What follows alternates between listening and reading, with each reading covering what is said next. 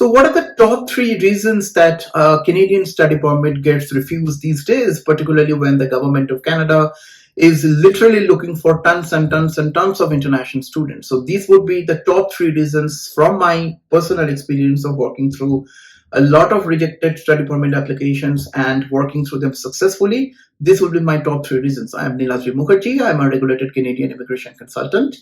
I practice in Mississauga, Ontario, Canada as the founder and the CEO of Nuvonation Immigration Consulting. The first and the very first reason that a study permit, particularly for mature student, gets refused is the lack of money. If you are a mature student, particularly, for example, the definition of mature student in my books is somebody who is over 27, 28 years old. If you are over 30 years old, you definitely fall into the category of mature students. If you want to come to Canada to study even at the age of 30 or 40 or even 45, does not matter. You have to be self-sufficient, meaning you have to have the money on your own. You should possess those money to pay for the expenses, to pay for the tuition fee, to potentially pay for all the living expenses. You cannot ideally say that, well, this relative is going to sponsor my study. You can technically say that. For example, my brother is going to sponsor my study. If your brother is able to send all those monies, transfer all those monies to your account and write a gift it. You cannot say that, well, my brother has this kind of money in his in his bank account and he is writing an affidavit of support saying that he is going to sponsor my study. No, it's not going to work. So if you want to play safe, if you do not have the required financial resources on your own, you can depend on a bank loan. You can depend on an education loan. That is still better than saying that somebody is sponsoring my study. Fundamentally, what many people do not understand, that concept of sponsorship works only in case of very, very specific circumstances, particularly in the case of supervisors and in the case of parents and grandparents sponsorship. If you are a young student, fresh out of school, fresh out of college, in your early 20s, sure, then the money in your parents' account could be proved as a proof of fund for your potential study. But that's not possible in 99.9% of the times if you are a mature student. So you should have the money in your account, maintain that for a little while if possible. If you think that is not possible, banking on a bank loan, banking on an education loan is a better option than citing a guarantor and all those stuff. Those probably do not work.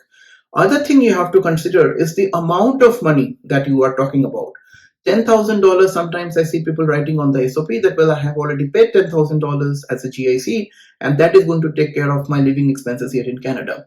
Expenses here in Canada, thanks to the amazing government that we have skyrocketed. The cost of living has skyrocketed a lot in the recent past, particularly after pandemic. So if you are banking on $10,000, I could guarantee you that even if you cut short all your expenses, $10,000 will vanish in a span of 3 months. And if you're coming in winter, $10,000 will not even last two months because you have to spend a lot of money in buying winter related stuff, right? So do not bank on that kind of money. You have to show required amount of financial resources for at least a period of 1 year in your possession before you apply for the study permit. So if your study permit gets refused, apply for a GCMS notes at the very first place and see what exactly the officer's notes are. And then if financial reasons is one of the reasons, then wait, sort out your finances and then apply. So that is the first reason. The second reason that I see is the SOP, statement of purpose. Why Canada? Why Seneca College? Why George Brown College? Why not United Kingdom? Why not Australia are immaterial. Absolutely not material when it comes to writing a proper statement of purpose. If you need help in writing a proper statement of purpose, you can always book a SOP review consultation through my website, and I will be there with you, writing that SOP along with you, telling you what to be done, what not to be done, the points to be included, what is to be excluded, things like that. But generally speaking, an SOP or a statement of purpose, a letter of explanation, or as RCICs we call it, submission letter, should satisfy regulations 216. If you do not know what a regulation 216 is, read it. It's available online quite easily, right? Understand what is meant to be a bona fide student, and your SOP should be crisp, your SOP should be short to essentially satisfy regulations 216. That is pretty much it. Why Canada? Why not this? I'm leaving my elderly parents. It's fine. But from the eyes of immigration, in the eyes of immigration, whether are you a bona fide student or not, whether are you satisfying simply regulations 216 or not, is what is important. So those things should be there in the SOP, in the statement of purpose. As I have already said, if you need help in writing that SOP, particularly, which is a very crucial part of your overall submission, because regardless of who you are, IRCC does not really know who you are unless and until you proactively tell them who you are.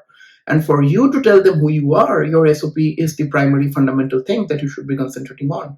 So if you need assistance on that, book a consultation, SOP review consultation, and let's write the SOP together, if you will, in a span of 90 minutes.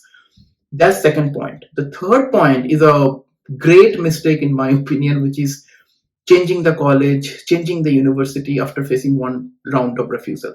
If IRCC officer says that, well, I'm not satisfied that the course you have chosen is the correct one, the college you have chosen is the correct one, the university you have chosen is the correct one, and just to satisfy them, you are changing the course or the college or the university and making an application that the second time or the third time, that's a mistake that, so in some cases it is just not possible to rectify this kind of mistakes in many cases. So do not make this kind of mistake. You have to understand something. Regardless of whether you are a mature student or whether you are a young student, what course you want to study, which college you would like to go are your decisions.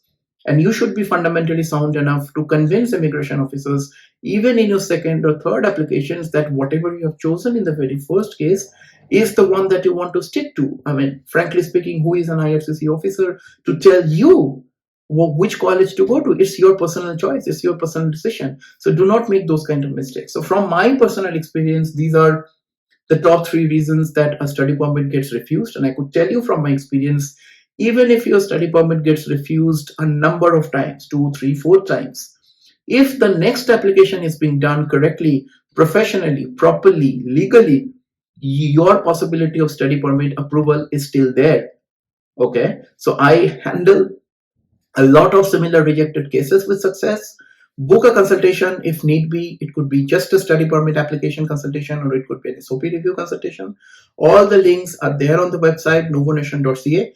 I will be more than happy to have a comprehensive discussion with you to take it from there. Hope this helps, guys. See you guys in the next one. Bye now. Cheers.